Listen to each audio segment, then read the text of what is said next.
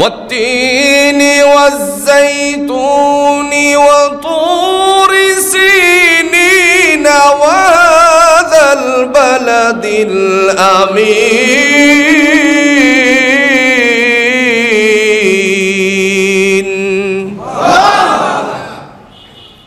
لقد خلقنا الإنسان বাদ দিয়ে পড়ছে لقد خلقنا القمر في أحسن تقويم। নামাজ হবে? আপনারা উত্তর দেন, নামাজ হবে? পিছন দিক থেকে এবার বাদশা লুকমা দিয়ে বলল লাকাদ খালাকনাল ইনসানা ফি আহসানি তাকওয়িম। রানীর কথাই তো মনে আছে। আজকালে নেতারে যদি আপনি কাবু না করতে পারেন, নেতার বিবির জন্য কিছু উপঢৌকন নিয়ে যাবেন, নেতার ফার্ম ছুটে যাবে। কথা বুঝেন না? কথা বুঝেন না? বিবিরে সন্তুষ্ট করতে পারলেই নেতা বাসায় গেলে পরে এই ঠেলা সে আর কখনো সামলাতে পারবে না। বিবির কথা মনে পড়ে, বাদশার কথা ভুলে গিয়েছে। ডেকে ডেকে বলছে লাকাদ খালাকনাল কামারা ফি আহসানি তাকওয়িম। লুকমার উপর লুকমা যখন গ্রহণ হয় না, রাগ করে বাদশা মসজিদ ছেড়ে দিয়ে তার মহলের দিকে রওনা করেছে। মুসল্লিদের দিকে ফিরে বলল আপনারা হাত ছেড়ে দেন, জনমভর এইভাবে নামাজ সালাত আদায় করলে সালাত কখনো কবুল হবে না। যথা নিয়মে তিনি নামাজটুকু কমপ্লিট করলেন। কমপ্লিট করার পর মহল থেকে আওয়াজ আসলো, মহল থেকে আপনার ঘোষণা এসেছে ইমাম সাহেবকে ডাকাও। ইমাম সাহেব চলে গেল। যাওয়ার পরে বললেন আপনি হাতে কোরআন নেন। এবার তিনি কোরআনুল করিম, কোরআনুল মাজিদকে হাতে নিলেন। এই কোরআনুল হাকিমকে হাতে নেওয়ার পর আল্লাহ পাক রব্বুল আলামিনের পক্ষ থেকে বান্দা যে ঘোষণাটুকু আসার কথা সেই ঘোষণাই তেলাওয়াত করলেন। বলেন আপনি পড়েন সূরাতুল ফিল, 3টা পড়েন। তিনি পড়ছেন, আবার নতুন করে শুরু করছেন ওয়াত্তিনি ওয়াজ্জাইতুনি ওয়া তুরি সিনিন ওয়া হাযাল বালাদিল আমিন লাকাদ খালাকনাল ইনসানা ফি আহসানি তাকওয়িম। বাদশা বলল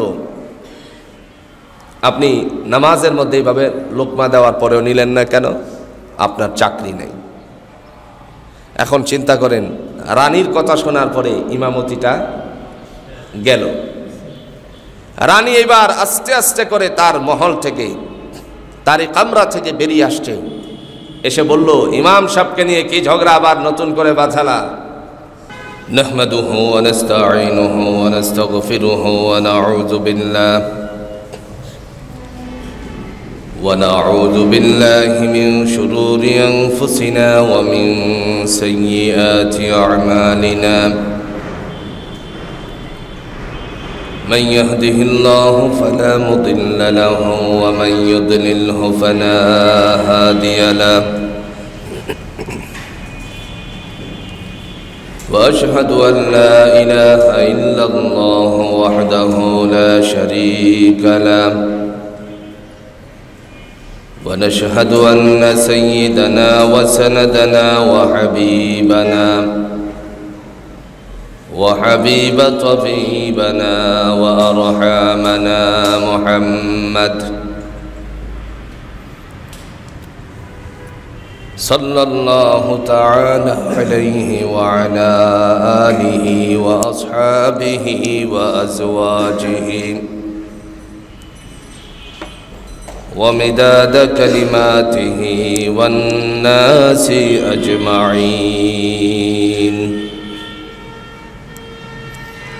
أما بعد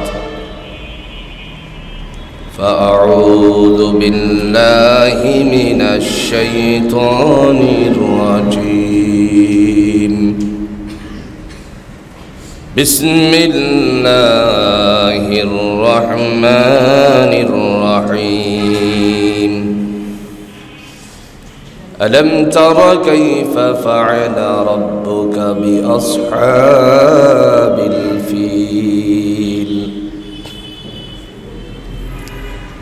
ألم يجعل كيدهم في تضليل وأرسل عليهم طيرا أبابيل ترميهم بحجارة من سجيل فجعلهم كعصف مأكول صدق الله المولانا العظيم وصدق رسوله النبي الكريم ونحن على ذلك من الشاهدين والشاكرين الحمد لله رب العالمين اللهم صل على محمد وعلى آل محمد كما صليت على إبراهيم وعلى آل إبراهيم إنك حميد مجيد اللهم بارك على محمد وعلى آل محمد كما باركت على إبراهيم وعلى آل إبراهيم إنك حميد مجيد الحمد لله আল্লাহ পাক রব্বুল আলামিনের দরবারে লাখো কোটি শুকর যে আল্লাহ সুবহানাহু ওয়া তাআলা আমাদেরকে গত জুমা থেকে জুমা পর্যন্ত হায়াত বৃদ্ধি করে দিয়ে মুসলিম উম্মাহের ইবাদতখানা মসজিদে আসার তৌফিক দান করেছেন। এজন্য আমরা সকলেই কালিমাতুশ শুকর আদায় করে নিচ্ছি আলহামদুলিল্লাহ।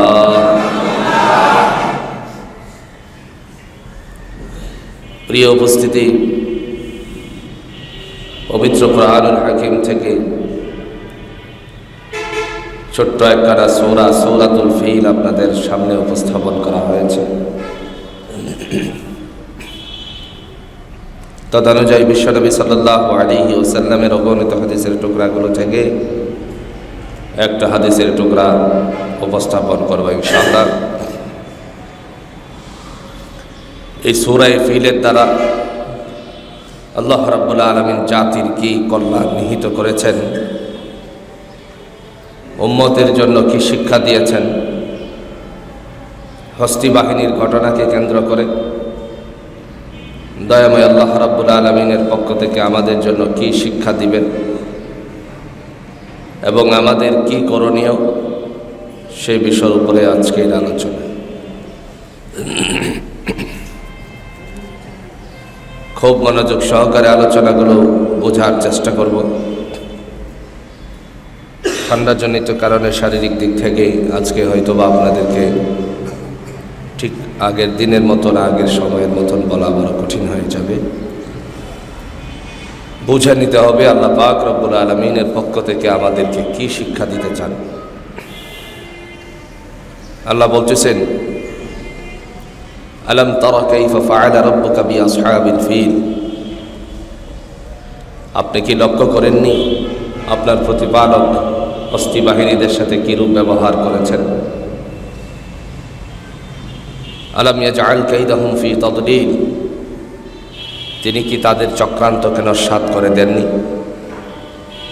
ওয়া আরসালা আলাইহিম তায়রান আবাবিল।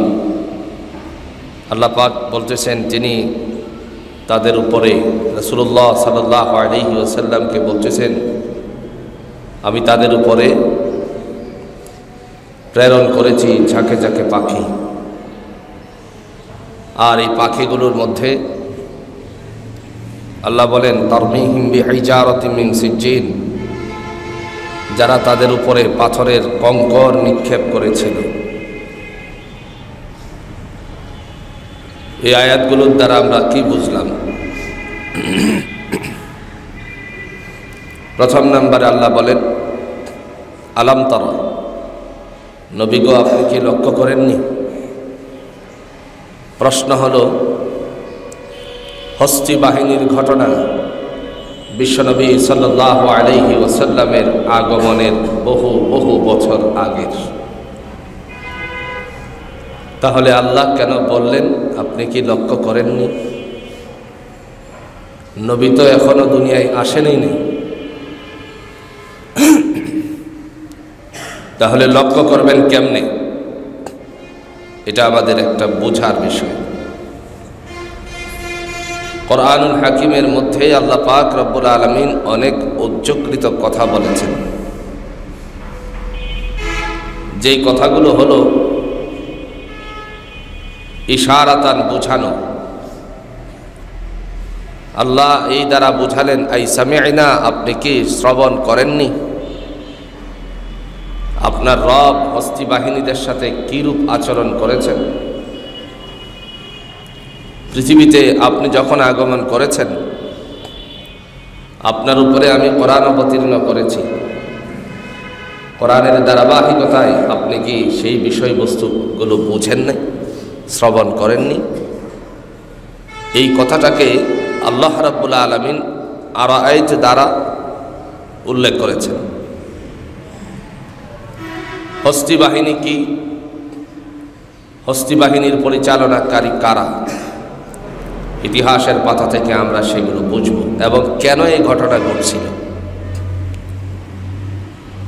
কোরআনুল হাকিমের নবী সাইয়্যিদুল মুরসালিন আহমদ মুস্তাফা সাল্লাল্লাহু আলাইহি ওয়াসাল্লাম তখনও পৃথিবীতে আগমন করেন নাই। এর আগে আল্লাহ বলছেন, আলাম তারা, আপনি কি লক্ষ্য করেননি?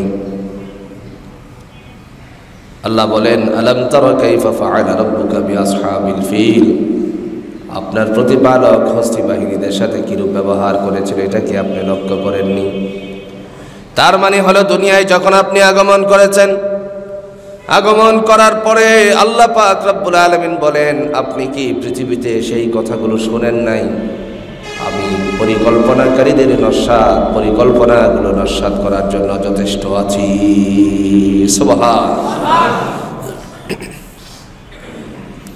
তৎকালীন সময়ে একজন বাদশা ছিল।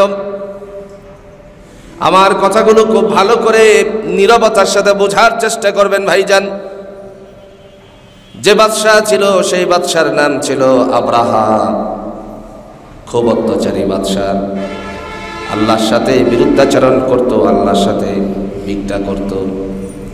আল্লাহর সাথে বিরোধিতা করার কারণে দুনিয়ার জমিনে যে আল্লাহ পারেন তার ব্যবস্থাপনা করে দিয়ে, তাকে দুনিয়ার থেকে ধূলিসাৎ করে দিয়ে জাতির সামনে আল্লাহর বরত্বতা প্রকাশ করে দিয়েছেন। সুবহান।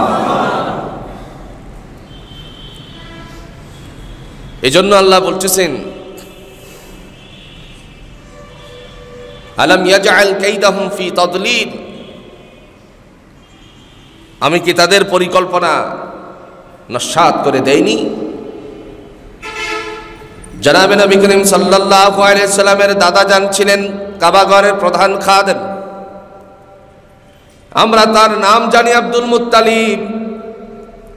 প্রত্যেক দিনের মতন তার দায়িত্ব পালন করার সময় তিনি ঈসাই ধর্মে অবলম্বী ছিলেন, ভালো মুসলমান ছিলেন, খাঁটি মুসলমান ছিলেন, আল্লাহ পাকের বান্দা। তিনি যখন তার ঘরে, আল্লাহর ঘরে যখন উপস্থিত, দুজন লোকে এসে সংবাদ দিয়ে বলল, পরিকল্পনা শুরু করেছে আব্রাহার পক্ষ থেকে, সে নাকি কাবা ঘরের মধ্যে মানুষেরা যেইভাবে প্রদক্ষিণ করে এটা বন্ধ করে দিবে। মানুষেরা যেইভাবে আল্লাহর ঘরকে পছন্দ করে, এই পছন্দতা থেকে মানুষকে দূরে সরিয়ে দিবে, এই পরিকল্পনা শুরু করেছে। আব্রাহা ডেকে বলছে, কি বলো এই কথা? অবশ্যই আব্রাহার বাণীগুলো তার মাঝে যখন পৌঁছানো হলো, সে বলছিল এই ঘর নস্যাৎ করে দেওয়া হবে, ভেঙ্গে খান খান করে দেওয়া হবে। আব্দুল মুত্তালিব তার এই কথা শুনে আশ্চর্য হয়ে বলতে লাগলেন, তোমার এই কথাগুলো আমাকে যেন বিমর্ষ করে দিচ্ছে। আমি এটা কি শুনলাম? কারণ কাবা ঘরের যে মালিক, সে সবসময় তার ঘরটাকে হেফাজতের দায়িত্ব নিয়েছেন। সুবহানাল্লাহ। মসজিদের দায়িত্ব কার হাতে? একটু জোরে কন্যা, কার হাতে? আল্লাহ পাক রব্বুল আলামিন কোরআনের বেলায় এইভাবেই বলছেন, ইন্না নাহনু নাযালনায যিকরা ওয়া ইন্না লাহু লাহাফিযুন।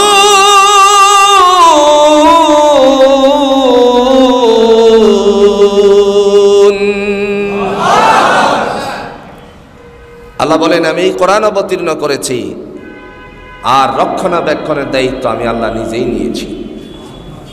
আর একটু আস্তে কোন সুবহানাল্লাহ। পৃথিবীর সমস্ত অপশক্তিগুলি যদি একত্রিত হয়ে যায় কোরআনকে ধ্বংস করার জন্য, সব শক্তিগুলো ধূলিসাৎ হয়ে যাবে, আল্লাহর কোরআন জায়গা মতোই ঠিক থাকবে। জুড়ে বলেন ঠিক কিনা? কবিতার ভাষায় বলছেন চেরাগেরা কে ইজ্জত বর ফরজত, চেরাগেরা কে ইজ্জত বর ফরজত, কাসে কশতফ জিনাদরি শো বসুজত, কাসে কশতফ জিনাদরি শো বসুজত। যে বাতি জ্বলে ওঠে সেই বাতিটাকে নিবানোর জন্য কেউ যদি ফুৎকার দেয়, মনে করেন ইলেকট্রিক লাইট জ্বলছে, তারে ফু দিলে নিবানো যাবে? কথা কন্যাকে নিবানো যাবে? আর যদি কখনো কখনো গ্যাসের জ্বালানো সেই বাতিকে নিবানোর জন্য মানুষের চেষ্টা করে, তখন সে নিজে ধ্বংস হয়ে যাওয়ার সম্ভাবনা রয়েছে।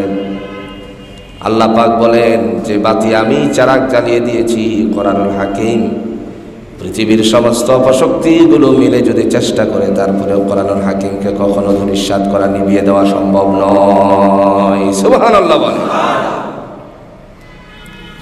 আমরা ইতিপূর্বে বহু অগ্নিকাণ্ড দেখেছি, যে অগ্নিকাণ্ডের মধ্যে পুরান ঢাকার বিভিন্ন বাড়িঘর পুড়ে গেছে, সন্তানকে বাবা ধরে রেখেছে, কেউ যেন নিচ থেকে সন্তানটাকে ধরে, বাবার শরীর পুড়ে যাচ্ছে, শরীরটা পুড়ে যাচ্ছে, সন্তানকে বাঁচানোর জন্য জানালা দিয়ে হাত বের করে রেখেছে। অনেক বিল্ডিংগুলো পুড়ে গেল, সামানাদি পুড়ে গেল, ঘরের আসবাবপত্র সব পুড়ে গেল, কিন্তু পার্শ্বে একটা মসজিদ ছিল। আপনাদের অনেকের মনে হয় জানা আছে, পার্শ্বের মসজিদটা 3 দিক থেকেই পুড়ে গেছে, কিন্তু মসজিদের মধ্যে বিন্দু পরিমাণ ক্ষতি হয় নাই। সুবহানাল্লাহ। তাপ লেগেছিল বটে, এই তাপের কারণে কালো কালো দাগ হয়েছে, কিন্তু মসজিদের ভিতরে যে কোরআনুল হাকিম ছিল, কোরআনুল মাজিদ ছিল, এই কোরআনের জায়গা মধ্যে আগুনটুকু পৌঁছাতে পারে নাই। শুধু তাই না, আরো বহু অগ্নিকাণ্ড আমরা লক্ষ্য করেছি। আমার কাছে অনেক ভিডিও চিত্র আছে, অনেক পিকচারগুলো আছে, কোরআনের সাদা অংশটুকু পুড়ে গেছে, কিন্তু আল্লাহর বিধান যেখানে লেখা আছে কালো অক্ষরগুলো দয়াময় আল্লাহ রাব্বুল আলামিন সংরক্ষণ করে দিয়েছে। এই কারণে আল্লাহ রাব্বুল আলামিন বলছেন ইন্না নাহনু নাযালনায যিকরা ওয়া ইন্না লাহু লাহাফিজুন।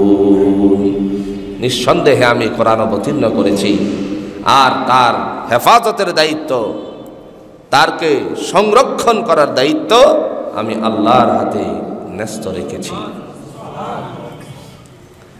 আমার ভাইরা, পৃথিবীতে যদি জীবন্ত কিছু দেখতে হয় তাহলে আমরা কোরআনকে খুঁজে পাই।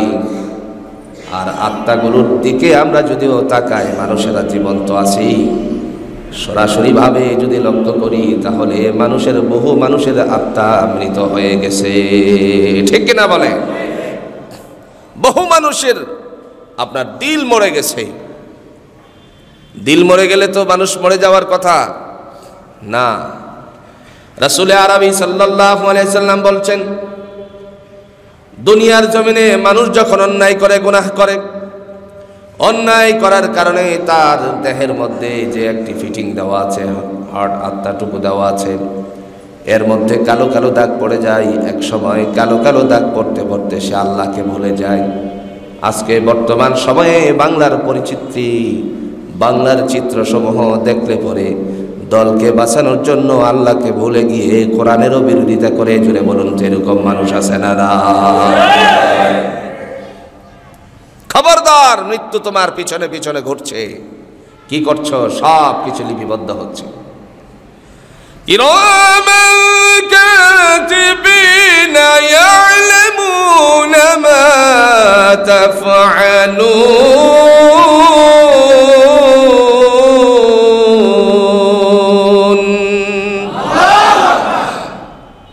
আল্লাহ রাব্বুল আলামিন বলেন, তোমার দুকাতে দুজন ফেরেশতা আছে, সেই ফেরেশতাদের দায়িত্ব হলো সৎ কাজগুলো লেখা আর অন্যায় কাজগুলো লেখা।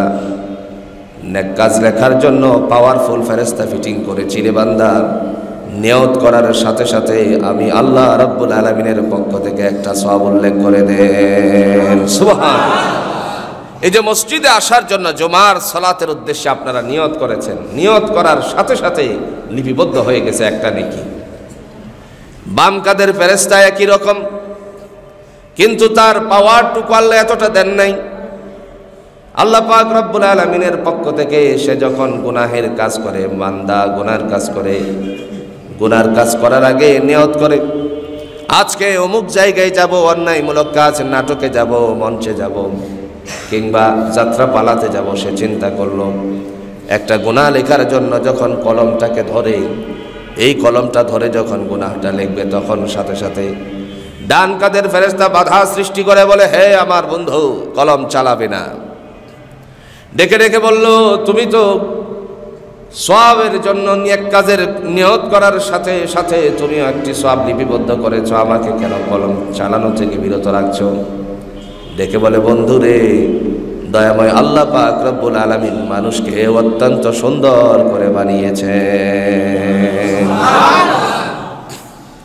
ও ফিরে আসবে, ও কি করবে? মানুষকে অত্যন্ত সুন্দর করে বানিয়েছেন আল্লাহ। কেমন সুন্দর করে বানিয়েছেন একটু ধারণা দিলে বুঝবেন। দয়াময় আল্লাহ রাব্বুল আলামিন মানুষকে সুন্দর করে বানানোর পিছনে কোরআনুল হাকিমে একখানা আয়াতে কারিমার দ্বারা স্পষ্টতা করে দিয়েছেন। খলাকাল ইনসানা ফি আহসানি তাকওয়িম। আল্লাহ বলেন, আমি মানুষকে অত্যন্ত সুন্দর করে বানিয়েছি। এখন এই সুন্দর করে যে আল্লাহ বানিয়েছেন, স্বামী স্ত্রীর ঝগড়া লাগলো, কি লাগছে? আমাদের সমাজে স্বামী স্ত্রীর ঝগড়া আছে না নাই? এত ঝগড়ার পরে তালাকে পরিণত হয়ে যায়, এরকম স্বামী স্ত্রী বাংলাদেশে কম না বেশি? তালাক শেষ হয়ে গেলে পরে আমাদেরকে ফোন দিয়ে বলে, হুজুর মহা সংকটে আছি, আমি তো এই কথা বলে ফেলেছি হুজুর, এখন কোনো কিছু করার আছে কি? মাথাটা ঠিক ছিল না, এখন মাথা ঠিক হয়ে গেছে। কথা বুঝতে পেরেছেন? আগে মাথা ঠিক ছিল না, এখন মাথা ঠিক হয়ে গেছে। এই সমস্ত হাবিজাবি মতাদর্শ আমাদের ছেড়ে দিতে হবে। রাসূল আরবি সাল্লাল্লাহু আলাইহি ওয়াসাল্লাম বলছেন, ইসলামে সবচেয়ে নিকৃষ্টতম জায়েজ বটে, তবে নিকৃষ্টতম জায়েজ হলো স্ত্রী তালাক দেওয়া এবং ভিক্ষা করা। প্রিয় ভাইরা আমার, আল্লাহ পাক রব্বুল আলামিনের বান্দি, সেও বিপদগামী হয়, বান্দাও বিপদগামী হয়। এখন ঝগড়া যদি হয়, আপনাদেরকে বলি, যদি স্বামী স্ত্রীর মধ্যে ঝগড়া হয়, আপুসে সেটাকে মিট করে দিবেন। স্ত্রী যদি মাঝে মধ্যে হট হয়ে যায়, স্বামী 5 মিনিটের জন্য একটু নীরবতা ভূমিকা পালন করবেন। স্বামী যদি মাঝে মধ্যে হট হয়ে যায়, স্ত্রী যেন 5 মিনিট নীরবতা ভূমিকা পালন করে। নিঃসন্দেহে তাদের ঝগড়া মিটে যাবে, বেশিক্ষণ থাকার কথা নয়। আর আমাদের অভ্যাস হলো, স্ত্রীরা যখন আপনার রাগান্বিত হয়, ঝগড়া যখন শুরু হয়ে যায়, রাসূল যেটা নিষেধ করেছেন, খবরদার চেহারায় আঘাত করো না। আর প্রথম নম্বরে খুশি এইটাই শুরু হয় কোত্থেকে? কথা বোঝেন নাই? প্রথম নম্বর খুশিটা দেয় কোথায়? চেহারার মধ্যে। নিষেধ, এটা করা যাবে না। তবে একটা মায়ের শিক্ষা দিব শেষাংশে আপনাদেরকে, যদি মনে থাকে। বিবিরে কেমনে মারবেন এটাও শিক্ষা দিয়ে দিব। সর্বনাশ! বিবিরা মনে মনে চিন্তা করবে, ওপরের মাইক তো চলছে, মায়ের কৌশলও আমাদেরকে হুজুরে শিক্ষা দিয়ে দিতেছে। এখনই বলে ফেলি, কোনো কারণে যদি আপনি তার উপরে আঘাত করেন, তাহলে মাথার নিচে একটা অস্ত্র থাকে, এটার নাম কি? বুঝেন নাই? মাথার নিচে ঘুমানোর জন্য আপনি একটা অস্ত্র রাখেন, এটার নাম কি? বালিশ। এ বালিশ দিয়ে 2টা বাড়ি দিয়ে দিবেন। ব্যথা খুব পাবে নাকি? ওমা, কথা কন না, ব্যথা খুব পাবে না, দরকার নেই, কোনো মারামারি প্রয়োজন নেই। আল্লাহ রাসূল সাল্লাল্লাহু আলাইহি সাল্লাম এরকম কাজ করেন নাই। বিবিরা যখন ঝগড়া করেছে, এরকম আমাদের মতো না, একটু হিংসাত্মক ভাব ছিল। হযরত আয়েশা সিদ্দিকা রাদিয়াল্লাহু তাআলা আনহার ঘর থেকে বিশ্বনবী সাল্লাল্লাহু আলাইহি সাল্লাম যখন বের হলেন, তখন হযরত হাফসা রাদিয়াল্লাহু তাআলা আনহা এবং অন্যজন বিবিদের মধ্যে একটা মনের ভাব সৃষ্টি হলো। তারা দুজনে মিলে পরিকল্পনা করলো আজকে নবীকে বিপদগামী করে ফেলবো। নবীজি যখন বের হলেন তখন নাকে ধরে বলতেছেন, কথা বুঝেন নাই। রাসূলুল্লাহ সাল্লাল্লাহু আলাইহি ওয়াসাল্লাম সাথে সাথে বলতে লাগলেন, আজ থেকে আর মধু পান করব না। আল্লাহ জিবরাইল আমিনকে পাঠিয়ে দিয়ে বলেন, আল্লাহ বলেছেন যে যাকে আল্লাহ পছন্দ করে জান্নাতীদের জন্য জান্নাতে পানীয় হিসাবে রাখবেন, তাকে হারাম করার অধিকার আপনাকে কে দিয়েছে? আপনি উল্টো করেন। জোরে কন্যা সুবহানাল্লাহ। সেজন্য ভাইরা, ঝগড়া করা যাবে না। দুইজন স্বামী স্ত্রীর মধ্যে ঝগড়া শুরু হলো, একজন বাদশা আর একজন হচ্ছে রানী। ছাদের মধ্যে উঠে বাদশা বলতেছে পূর্ণিমার চাঁদ দেখে, দেখো না আকাশের চাঁদটা কতই না সুন্দর। বিবি দেখে বলল, তার চেয়ে আমি বেশি সুন্দর। সুবহানাল্লাহ বলছেন। এই কথা বলা মাত্রই স্বামীর ভিতরে ঈর্ষা জন্মে গেল, আর বলল, তা না সুন্দর, তুমি না কি সুন্দর। লাইট বন্ধ করে, কামরার ভিতরে লাইট বন্ধ করে দিলে অন্ধের মতন তালাশ করলেও তোমাকে পাওয়া যাবে না। এখন মহিলার মনে কষ্ট জাগলো কি জাগলো না? ঘরে চলে গেল। ঘরে চলে যাওয়ার পর চিন্তা করলো বাদশাকে কেমনে বুঝানো যায়। হঠাৎ করে মনে পড়ে গেল আল্লাহ রাব্বুল আলামিনের বান্দি, এবার চিন্তা করলো কেমনে বাদশাকে বোঝানো যায়। সাথে সাথে বান্দির চোখের মধ্যে দৃশ্যমান হয়ে গেল, মনের মধ্যে ধরা পড়ে গেল। ইমাম সাহেবকে দেখানো যাক। ইমাম সাহেবকে দেখালো। তিনি বললেন, আপনি কি ফজরের নামাজ পড়াবেন নাকি? হ্যাঁ পড়াবেন ইনশাআল্লাহ। যদি আপনি ফজরের সালাত পড়ান তাহলে ফজরের নামাজের মধ্যে আপনি পড়বেন সূরাতুত তিন, প্রথম নাম্বার সূরা। আপনি প্রথম রাকাতের মধ্যে সূরাতুত তিন তেলাওয়াত করবেন। রানীকে ডেকে বলছে, ইমাম সাহেব আপনি তো নিশ্চয়ই জানেন ফজরের নামাজের মধ্যে লম্বা সূরা তেলাওয়াত করা লাগে, তাহলে আমি কেন সূরাতুত তিন তেলাওয়াত করব? সাথে সাথে ডাক দিয়ে বলল, আমি যা বলেছি তাই আপনি আজকে করবেন, তবে একটু পার্থক্য করে দিবেন।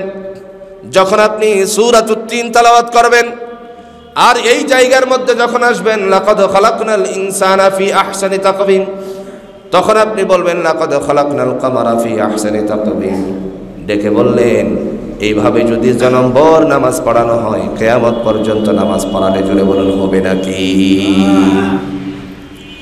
রানী ডেকে বলতেছে, বাদশা আমার সাথে রাগ করেছে, লুকমা পিছন দিক থেকে দিলে আপনি কিন্তু লুকমা গ্রহণ করবেন না। রাগ করে তিনি মসজিদ ছেড়ে দিবে। মসজিদ ছেড়ে দিলে পরে আপনি যথা নিয়মে নামাজটা আবার পড়ায় নেবেন। সুবহানাল্লাহ বলতেন। ঠিক আছে। এখন বাদশা যখন আসলো, ফজরের সময়ে নামাজের মধ্যে যখন উপস্থিত হলো, সালাতে উপস্থিত হওয়ার পরে ইমাম সাহেব রানীর কথা মনে পড়ে পড়ে তারপরে শুরু করলো। সূরাতুল ফাতিহা কমপ্লিট করার পর সূরাতুত তিন পড়তে শুরু করছে। ওয়াত্তিনি ওয়াজ-যাইতুনি ওয়া তুরি সিনিনা ওয়া যাল বালাদিল আমিন।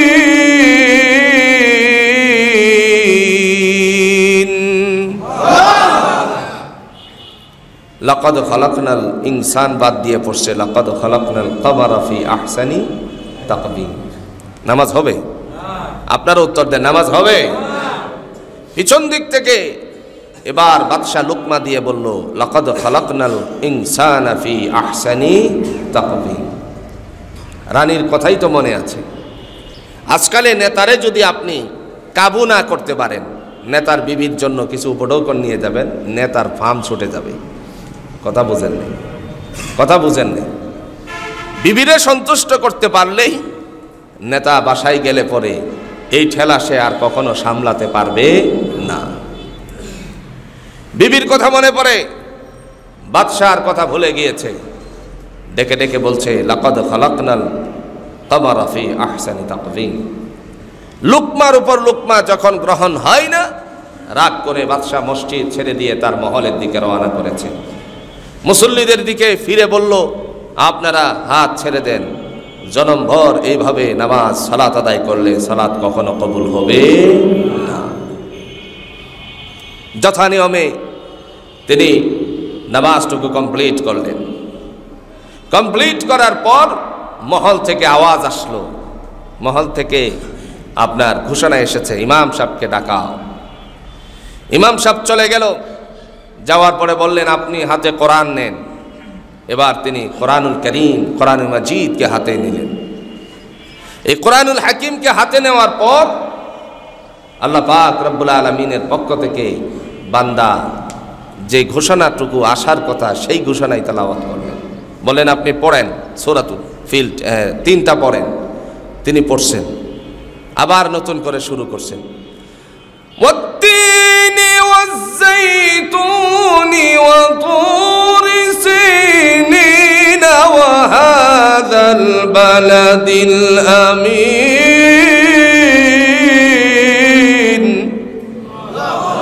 লাকাদ খালাকনাল ইনসানা ফি আহসানি তাকবীর।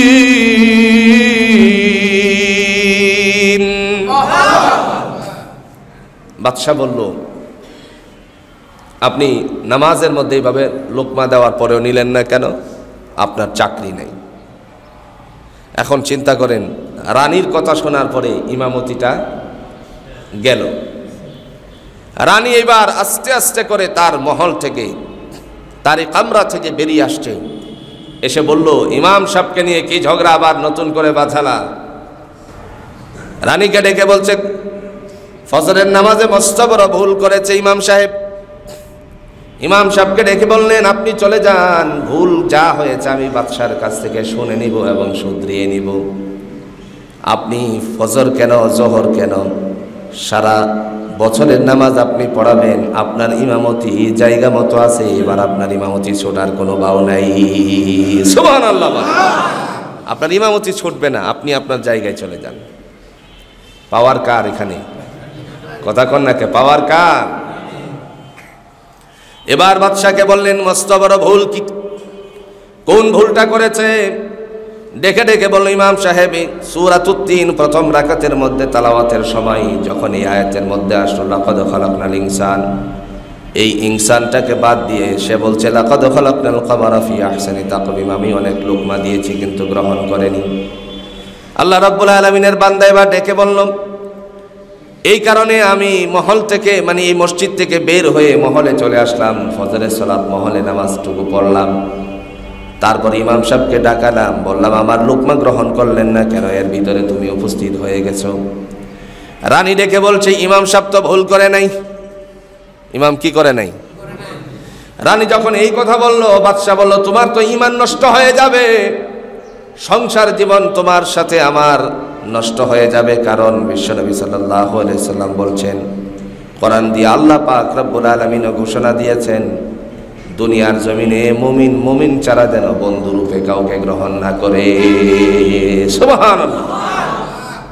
লা ইয়াত্তাখিযুল মুমিনুল আউলিয়া দুনাল মুমিন। মুমিন যেন মুমিন ছাড়া কাউকে বন্ধুরূপে গ্রহণ না করে। এই বাণীটা কার? আর জোরে বলেন, বাণী কার? ভারতের আইন বাংলাদেশে চলবে না। হিন্দু মেয়ে মুসলমান ছেলে বিয়ে করে সংসার করবে, এটার ইসলামের কোনো বিধান? আর জোরে বলেন, বিধান নাই। হিন্দু ছেলেকে মুসলমান মেয়ে মুসলমান না বানিয়ে তার সাথে সংসার করবে, তা কখনোই হতে পারে না। এটা আমাদেরকে কোরআন সাপোর্ট করে নাই, কোরআন আমাদেরকে শিক্ষা দেয় নাই। প্রিয় ভাইরা আমার, এই সময়ের মধ্যে আল্লাহ পাক রব্বুল আলামিনের বান্দা তিনি বললেন, তোমার তো ঈমান নষ্ট হয়ে যাবে। রানী ডেকে বললেন, না, আমার ঈমান নষ্ট হবে না, আমার ঈমান যথাস্থানেই থাকবে। বাদশাহ চিন্তিত হয়ে গেল। তারপরে বলল, আসল ঘটনা কি খুলে বলো। তারপরে বলল, গত রজনীর কথা মনে পড়ে কি? আমি তোমার সাথে ছাদে গিয়েছিলাম, তারপরে তুমি আমার দিকে লক্ষ্য করে বললে, আকাশের চাঁদটা কতই না সুন্দর। আমি ডেকে ডেকে বলেছিলাম, তার চেয়ে আমি বেশি সুন্দর। তিরস্কার করেছিলেন, দাম্ভিকতার ভাব প্রকাশ করে আমার দিকে কাদা ছুঁড়ে মেরেছিলে। তখন আমি ঘরে আসলাম, এই জন্য ইমাম সাহেবকে ডাকালাম। ইমাম সাহেবকে আমি বলে দিয়েছিলাম এই আয়াতে কারিমার মধ্যে একটু পেশ করতে, ইমাম সাহেবকে বললাম আপনি লাকাদ খালাকনাল ইনসানের জায়গায় কাবারা পড়বেন, তদনুযায়ী সেই কাজটা করেছেন। তিনি বললেন কেন বললা এই কথাগুলো? তারপরে আল্লাহর বান্দি বললেন আপনি বলেছিলেন আকাশের চাঁদটা কতই না সুন্দর, আমি বলেছিলাম আমি বেশি সুন্দর। যদি আপনার কথা সত্য হয় তাহলে আল্লাহর কথা হলো মিথ্যা, আর আল্লাহর কথা যদি সত্য হয় তাহলে আপনার কথা হলো মিথ্যা।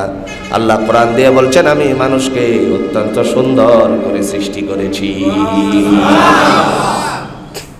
কি চমৎকার জবাব! রানীর কথা শুনে বাদশা আশ্চর্য হয়ে গেল।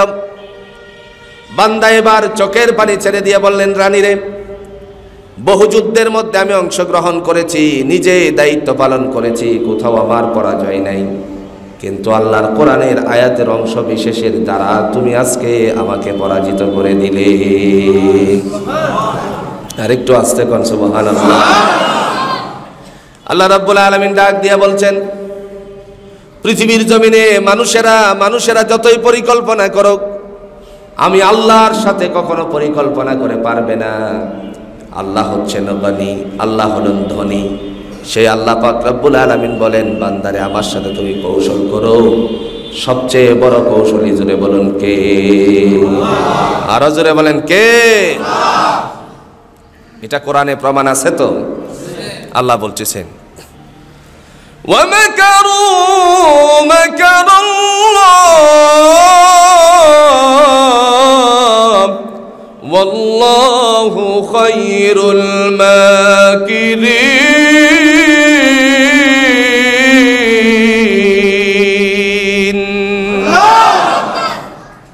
আল্লাহ বলেন আমার সাথে কৌশল অবলম্বন করো, আমি আল্লাহর চাইতে অধিক কৌশলী আর কেউ হতে পারে না। কৌশল করা আর কৌশল অবলম্বন করে আল্লাহর কাছ থেকে কেউ পারও পাবে না। চামড়ার মুখ দিয়ে কথা বলা যায়, হাবিজাবি কথা, অন্যায়মূলক কথা, বিদ্বেষীমূলক কথা, সংঘর্ষমূলক কথা, কিন্তু আল্লাহর কাছ থেকে বিন্দু পরিমাণ পার পাওয়ার কোনো সুযোগ নেই। প্রিয় ভাইরা আমার, কথা বলার আগে আমরা অবশ্যই নিজেরা সোচ্চার থাকব কি কথা বলছি। এ সবগুলো বানচাল করার মালিক কে? আরো জোরে বলেন কে?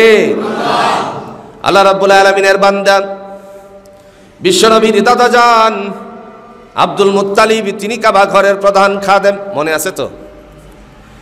খাদেমের দায়িত্ব যখন পালন করে যাচ্ছেন, এই সময়ে আল্লাহর বান্দা এসে ইসাই ধর্মে অবলম্বী মুসলমান এসে বলল আব্রাহার পক্ষ থেকে একটা ঘর বানাচ্ছে, এই ঘরটার নাম হলো গির্জা।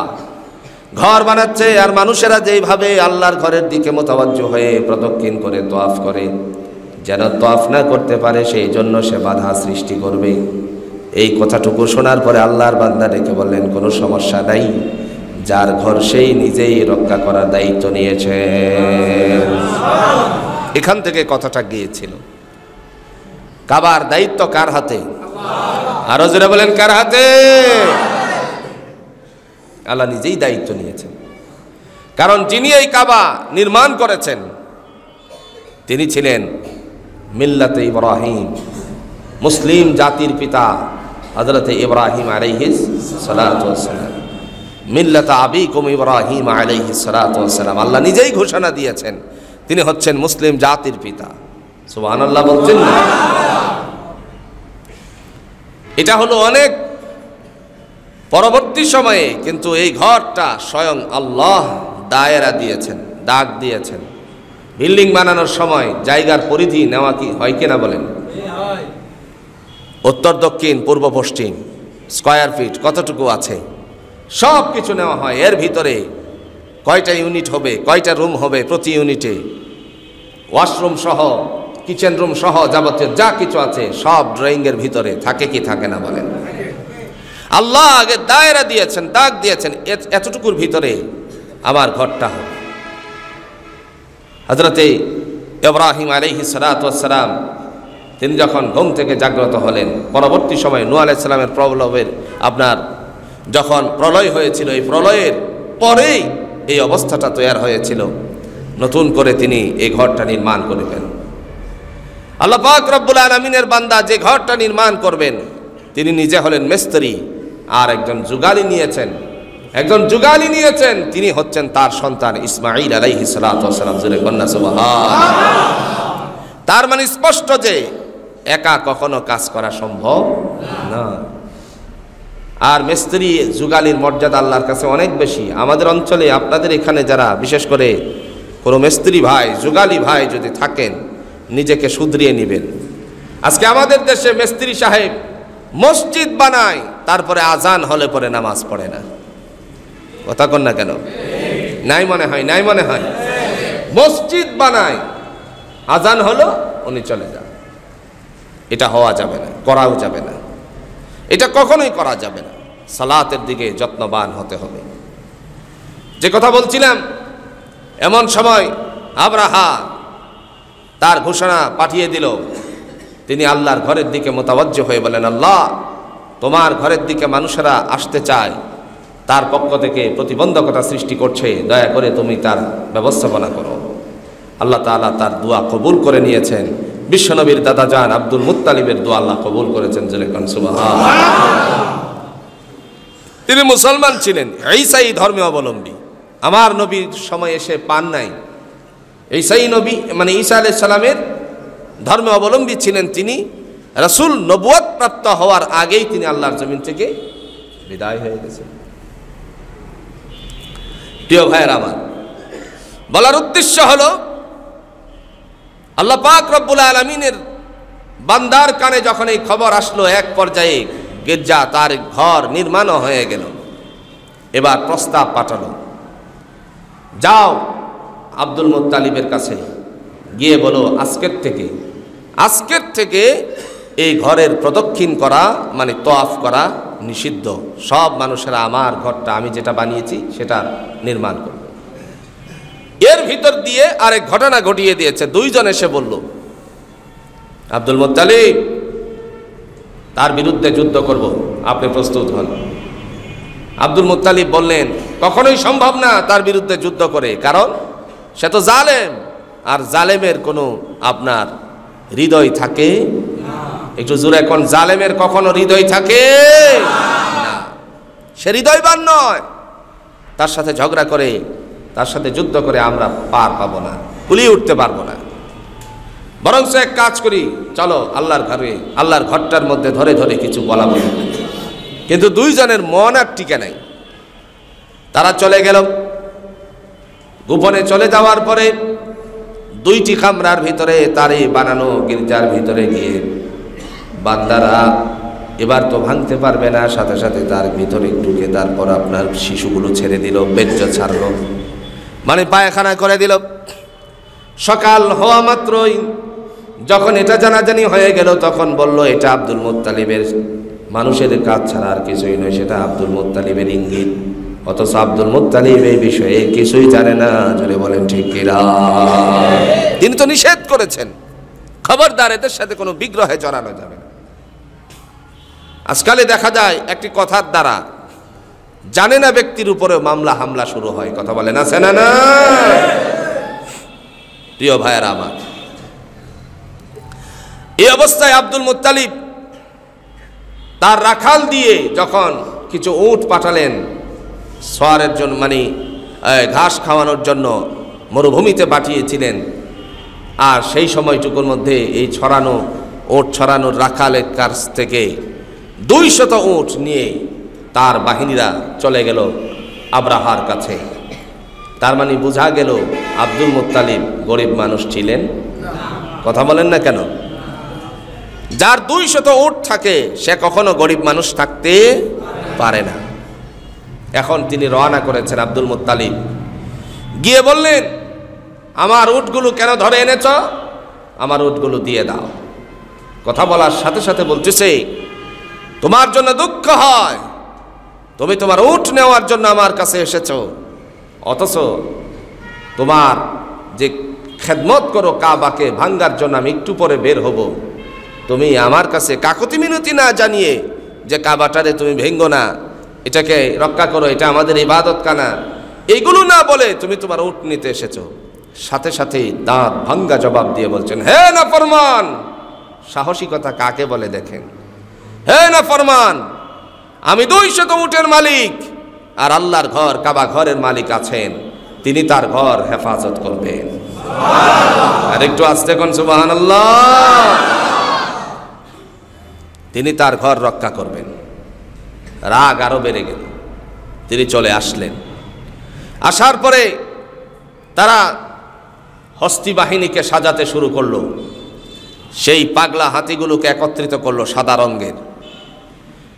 রঙের হাতিগুলোকে একত্রিত করার পর তারা এইগুলোকে নিয়ে রওনা করেছে। আপনারা যারা হজ করেছেন অনেকেই এই জায়গাটার মধ্য দিয়ে গিয়েছেন, কিন্তু দুঃখজনক অবস্থানে আপনারা না জানার কারণে এই জায়গাটাকে দেখেন নাই। আপনার জামারতের দিকে যেতে দুইটা শেড পরে দুইটা শেডের একটু সামনে গিয়ে একটু খালি জায়গা আছে, আর 2 শেডের মাঝখানে একটু খালি জায়গা আছে। এই খালি জায়গাটার মধ্যে আল্লাহর বাহিনী পাঠিয়ে তাদেরকে ধ্বংস করে দিয়েছিলেন। প্রিয় ভাইয়েরা আমার, হস্তি বাহিনী নিয়ে রওনা করেছে। আর লোকেরা গিয়ে বলল, আব্দুল মুত্তালিব কি করব বলো, লিডার তো তুমি, কাবা ঘরের খাদেম। আল্লাহ রাব্বুল আলামিনের বান্দা বলে, চলো কাবা ঘরের মালিকের কাছে যাই, দরওয়াজার কাছে যাই। তারপরে দরওয়াজায় ধরলেন। দরওয়াজায় ধরার মানুষগুলো তো কমতি হয়ে গেল, মানে স্বল্প মানুষে ধরতে পেরেছে, বাকি মানুষগুলো কোন জায়গায় ধরবে। আস্তে আস্তে করে আপনারা যারা হজ করেছেন লক্ষ্য করেছেন, কাবা ঘরের একজন আল্লাহর বান্দা প্রহরী পুলিশ দাঁড়িয়ে থাকে। সেই পুলিশ দাঁড়িয়ে থাকার জায়গাটা হলো, এটার মধ্যে কেউ যদি ধরে আল্লাহর কাছে পানাহ চাই, এই জায়গা হাজরে আসওয়াদ এবং দরজার মাঝখানের জায়গাটার মধ্যে ধরে যে কেউ যদি আল্লাহর কাছে পানাহ চায়, আল্লাহ পাক রব্বুল আলামিন তার দোয়াগুলো কবুল আর মঞ্জুর করে নেবে। এই জায়গাটার নাম হলো মুলতাজিম। মুলতাজিমে কেউ যদি ধরে দোয়া চায়, 7টি জায়গা আছে কাবা ঘরে দোয়া কবুলের। 7 জায়গায় ডাইরেক্ট দোয়া আল্লাহ কবুল করবে। তার মধ্যে একটি জায়গা হলো পুলিশ দাঁড়িয়ে থাকার এই মুলতাজিম, আরেকটা হচ্ছে কাবা ঘরের দরওয়াজা। আবার ওয়াত্তাখিযু মিন মাকামি ইব্রাহিমা মুসাল্লা, একটা পাথর আছে গ্রাও করা, কাছের আপনার বেড়াজালের ভিতরে একটা পাথর আছে, এটা সুজা পিছনে দাঁড়িয়ে সালাত আদায় করা। আবার একটা সুন্দর করে গ্রাউন্ড আছে, গ্রাউন্ডের ভিতরে সালাত আদায় করা। এইগুলো হচ্ছে দোয়া কবুলের জায়গা। আরেকবার কোনাটুকু ঘুরতে ঘুরতে আরেকটা কোনার নাম হচ্ছে রুকনে ইয়ামানি। এই রুকনে ইয়ামানিতে স্পর্শ করে কেউ যদি কোনো দোয়া ধরে আল্লাহর কাছে বা মনের আশা ব্যক্ত করে, আল্লাহ পাক রব্বুল আলামিন তার মনের আশাকে পূরণ করে দিবেন। তবে এই আশা শরীয়ত সম্মত হতে হবে। কাবা ঘরে ধরে যদি কেউ বলে বাংলাদেশ ব্যাংক লুট করব, আল্লাহ তুমি কবুল করো, হবে? কথা কন্যাকে হবে? শরীয়ত সম্মত হতে হবে, উল্টা পাল্টা করলে চলবে না। এরপরে বিশ্বনবী সাল্লাল্লাহু আলাইহি ওয়াসাল্লামের ফুফুর বাড়ি, যেই বাড়ি থেকে আল্লাহ নবী মেরাজে গিয়েছিলেন, বাড়িটার নাম হলো উম্মে হানির বাড়ি। এখন আর এই বাড়ি তো নাই, কিন্তু প্রথম number King Abdul Aziz gate দিয়ে ঢুকলে পরে সিঁড়ি বেয়ে নামেন আর অ্যাক্সেলেটর দিয়ে নামেন। হাতের বাম দিকে বড় 4টা পিলার আছে। এই 4টা পিলারের মাঝখানে বাড়ি ছিল রাসূলুল্লাহ সাল্লাল্লাহু আলাইহি সাল্লামের ফুফুর বাড়ি, উম্মে হানির বাড়ি। এখানে বসে কিংবা শুয়ে যদি কেউ আল্লাহর কাছে প্রার্থনা করে, আল্লাহ পাক রব্বুল আলামিন তার দোয়াকে কবুল আর মঞ্জুর করে নেবেন। এবার বিশ্বনবী সাল্লাল্লাহু আলাইহি সাল্লামের দাদা যান দোয়া ধরেন, আল্লাহ আব্রাহা তার বাহিনী নিয়ে রওনা করেছে, তুমি তোমার পক্ষ থেকে তোমার ঘরকে হেফাজত করো। দায়িত্ব কার? আর জোরে কোন দায়িত্ব কার? আল্লাহ পাকের। এবার আল্লাহ বলেন, রক্ষা করতে হলে তো পৃথিবীতে নিয়ম নীতি মেনে চলতে হবে। আল্লাহ তখন তার সৈন্য প্রস্তুত করলেন। আব্রাহা তার বাহিনী প্রস্তুত করেছে, হস্তি বাহিনী, আর আল্লাহও তার সৈন্যবাহিনী প্রস্তুত করলেন, কিন্তু কোনো পাহলুয়ান যুক্ত নয়, বিশাল দেহের অধিকারী নয়। আল্লাহ বললেন, ও রূহুল আমিন জিবরাইল, যাও জান্নাতে গিয়ে দরওয়াজাটা কপাটটা খুলে দাও, আর আমার পক্ষ থেকে সৈন্যগুলো তারা রওনা করবে তাদের বিরুদ্ধে যুদ্ধ করার জন্য। এই সৈন্যগুলোর জোরে বলেন নাম কি? জোরে জোরে সবাই বলেন। এটা নাই, আবাবিল কোরআনে কোনো জায়গায় উল্লেখ নাই। আপনারা বলতে পারেন এই সূরা ফিলেই তো আছে। আল্লাহ বলছেন وَأَرْسَلَ عَلَيْهِمْ طَيْرًا أَبَابِيلَ।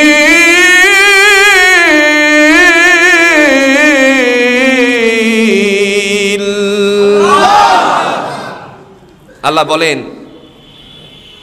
ওয়ারসালা, অতঃপর প্রেরণ করেছি, আলাইহিম তাদের উপরে, আই আবরাহা বাহিনীর উপরে, তয়রান পাখি, আবাবিল ঝাঁকে ঝাঁকে। তাহলে আবাবিল কি পাখির নাম? কথা কন না কে? পাখির নাম আবাবিল অর্থ কি? ঝাঁকে ঝাঁকে। সবাই বলেন আবাবিল অর্থ কি? ঝাঁকে ঝাঁকে। আল্লাহ বলেন তারপরে আমার সৈন্য প্রস্তুত করে পাঠিয়ে দিলাম। পাঠিয়ে দেওয়ার পরে তারা ঝাঁকে ঝাঁকে তাদের উপরে যখন চলে গেল, যাওয়ার আগে বললাম 3টা অস্ত্র নিবা যুদ্ধ করার জন্য। জোরে বলুন তো অস্ত্রের প্রয়োজন আছে না? না, 3টা অস্ত্র নিবা। 3টা অস্ত্র হলো, একটা থাকবে মুখে, ঠুটটার মধ্যে ধরা, আর 2টা থাকবে চঙ্গলের মধ্যে, পায়ের মধ্যে। আল্লাহ পাক রব্বুল আলামিন এই দিনটার জন্য জাহান্নামের মধ্যে এই পাথরগুলোকে পুড়িয়ে আংরা করে রেখেছেন।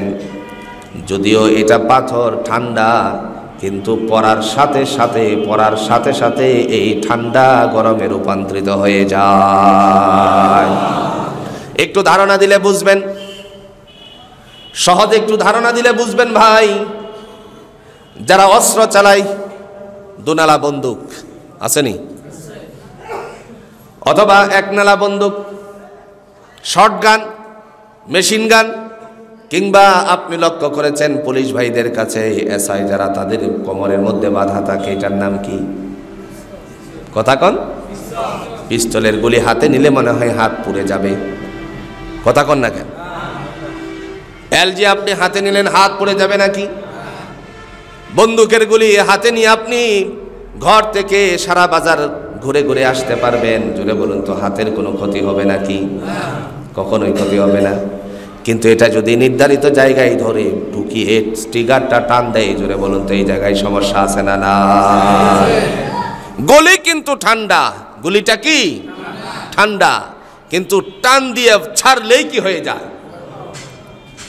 এর থেকে আর সহজ ভাষায় আমার বোঝানোর কিছুই নাই। গুলিটা যদি ঠান্ডা হতে পারে আর মারলে পরে সেটা দেহের মধ্যে বিদ্ধ হয়ে একবারে শেষ, গরম হয়ে যায়।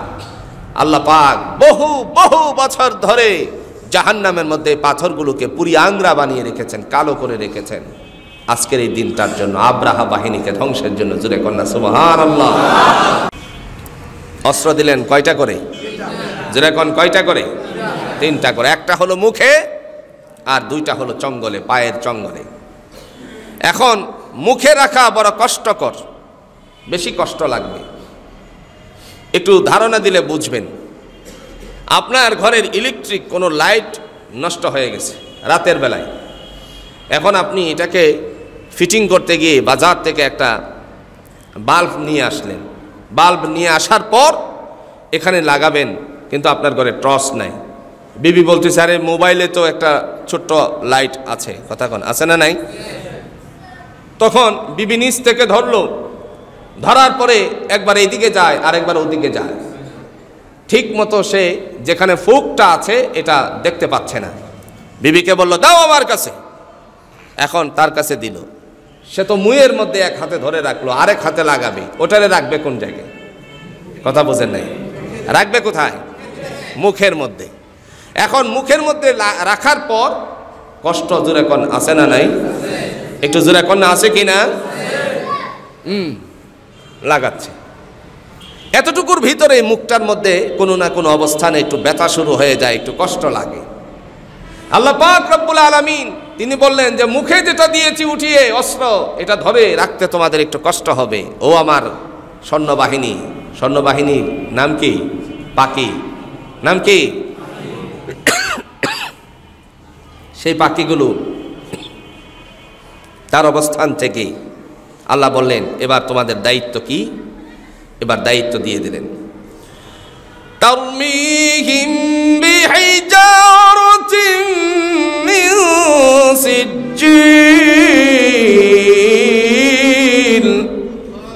ফাজআলাহুম কাআসফিন মাকুল।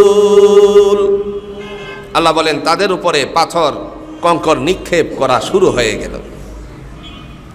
আব্রাহা বাহিনী যখন রওনা করেছেন, নির্দিষ্ট জায়গায় যখন তারা উপস্থিত হয়ে গেল, আল্লাহর সৈন্য এসে গেল। আব্দুল মুত্তালিব মুস্কি মুস্কি হাসতে শুরু করলো। তার ঘরটাকে হেফাজতের দায়িত্ব, জুড়ে বলুন কার হাতে? নিজেই সংরক্ষণ করবেন। এই অবস্থানে পাখিদেরকে যখন ছেড়ে দেয়, মুখের সেই পাথরটাকে যখন নিক্ষেপ করে উপর থেকে কেবলমাত্র ছেড়ে দিল, শুধুমাত্র ছেড়ে দেওয়ার কারণে যেই হাতিটার উপরে পড়লো সেই হাতিটা জমিনের মধ্যে পড়ে গেছে। এত ঠান্ডা পাথর হাতির গায়ে পড়ার সাথে সাথে যে দিক দিয়ে ঢুকলো ভিন্ন দিক দিয়ে বের হয়েছে তার নাড়ি বুড়ি নিয়ে। শুধু তাই নয়, রাসূল আরবি সাল্লাল্লাহু আলাইহি ওয়াসাল্লাম বলেছেন, যদি কোনো হাতির মগজের মধ্যে, মাথার মধ্যে একটা পাথর পড়ে গিয়েছে, সেই পাথরটা মগজগুলো যে আছে ভিতরে, পাথর পড়ার সাথে সাথে মাথায় মগজ নিয়ে তারপরে জমিনে পড়ে গেছে। সুবহানাল্লাহ বলে। এইভাবে আস্তে আস্তে করে তারা ধ্বংসস্তূপে পরিণত হতে লাগলো। আমার ভাইরা, আল্লাহ পাক রব্বুল আলামিন তিনি ডাক দিয়ে বলেন, দুনিয়ার মানুষেরা রে, আমি আল্লাহ যে ক্ষমতাবান, পৃথিবীতে তোমরা যতই পরিকল্পনা করো আমার বিরুদ্ধে, আমি আল্লাহওয়ালাদের বিরুদ্ধে, আমার আল্লাহর বান্দা বলতেছেন।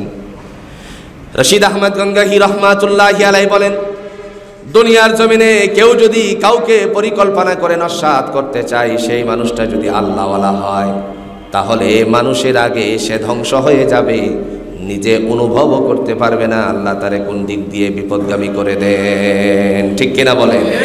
আমরা আজকে লক্ষ্য করছি তাই হচ্ছে। দুনিয়াতে আয়াতে কারিমাগুলোর দ্বারা, সূরাতুল ফিলের মাধ্যমে আল্লাহ পাক রব্বুল আলামিন জাতিকে শিক্ষা দিয়েছেন, খবরদার তোমরা কোনো মত প্রয়োগ করার আগে নিজেরা একবার সোচ্চার হয়েও, নিজেরা একবার ভেবে দেখো তুমি কোন কথা বলতেছো, তোমাকে এই কথার দ্বারা বিপদগামী হতে হয় কিনা, তুমি এই কথার মাধ্যমে আমি আল্লাহর কাছে ধরাশয়ী হয়ে যাও কিনা, আমি আল্লাহ সমস্ত পরিকল্পনা নস্যাৎ করে দিতে পারি। জুড়ে বলুন তো সেই ক্ষমতা কার? তাবারাকাল্লাযী বিয়াদিহিল মুলকু ওয়া হুয়া আলা কুল্লি শাইইন কাদির।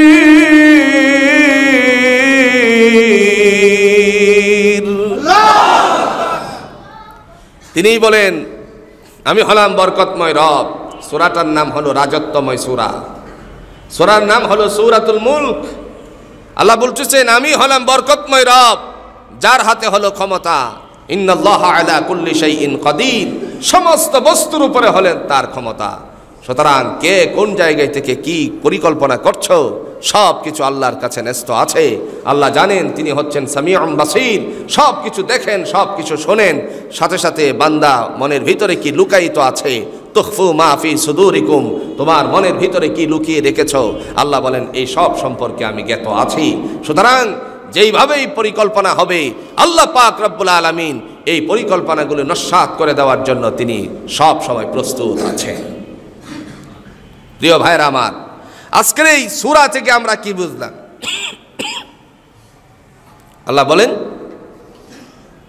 তোমরা যেই পরিকল্পনা করো, সেই পরিকল্পনা অনুযায়ী আমি আল্লাহ ফায়সালা করি, আমি আল্লাহ ফায়সালা করি। মনে করেন একজন মানুষ তার একটি লক্ষ্যবস্তু বানাতে শুরু করলো, যে আমি আল্লাহকে পেতে চাই।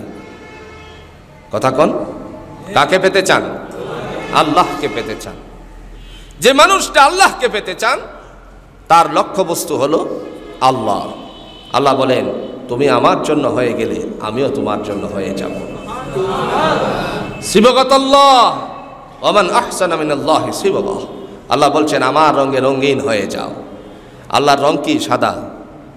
কথা কন, আল্লাহর রং এর আল্লাহ বললেন যে আমার রঙে রঙিন হয়ে যাও, তার মানে কি? তার মানে হচ্ছে আল্লাহর বিধিবিধানের সাথে বাস্তবায়ন করে এই জমিন থেকে আমার কাছে আসো, আমি তোমার জন্য জান্নাত নামক একটি বালাখানা দিয়ে আমার রঙে তোমাকে রঙিন করে নেব। সেজন্য ভাইরা আমার, এই অবস্থানের উপরে আমাদেরকে অবশ্যই আল্লাহর দিকে মোতাবজ্জ হতে হবে। আমি আপনাদের কাছে একটি আবদার রেখে যাচ্ছি, সেটি হচ্ছে আমার খুব মনের ভিতরে রাত্রের থেকে লাগলো আর কি। মসজিদের দেখা যায় যে কার্পেটের বিরাট অভাব, শীতকাল আসতেছে, মুসল্লিদের অনেক কষ্ট হবে। এই শীতকালে একটু কার্পেটিংয়ের ব্যবস্থাপনা করা দরকার।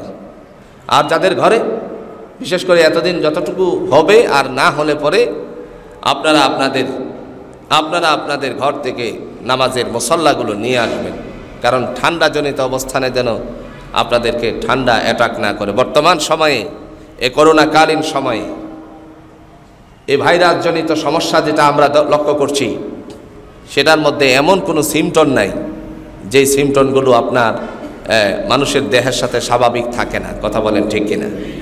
যদি বলা হয় করোনার লক্ষণ কি, তখন বলবে ঠান্ডা, হাঁচি, কাশি, শরীর ব্যথা, মাথা ব্যথা, জ্বর, পেট খারাপ। এইগুলি তো মানুষের ঠান্ডার সময় আসলে, শীতকাল আসলে পরে এমনিতেই লেগে থাকে। কথা বলেন। বাচ্চাদের প্রতি যত্নবান হবেন। এই সময়ের মধ্যে বাচ্চারা অনেক সময় দেখা যায় আপনার পেট খারাপ করে, তাদের ডাইজেস্টের অনেক সমস্যা হয়। সেজন্য অবশ্যই তাদের প্রতি লক্ষ্য রাখবেন।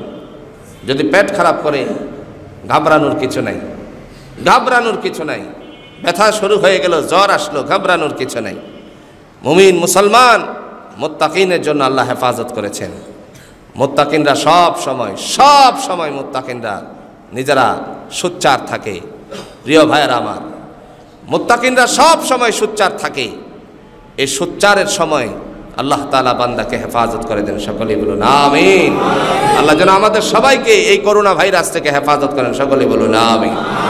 প্রিয় উপস্থিতি, আপনাদের মাঝে হুজুর উঠবেন আপনাদের মাঝ থেকে মসজিদের উন্নয়নের জন্য। বিশেষ করে আপনারা যদি একজন পারেন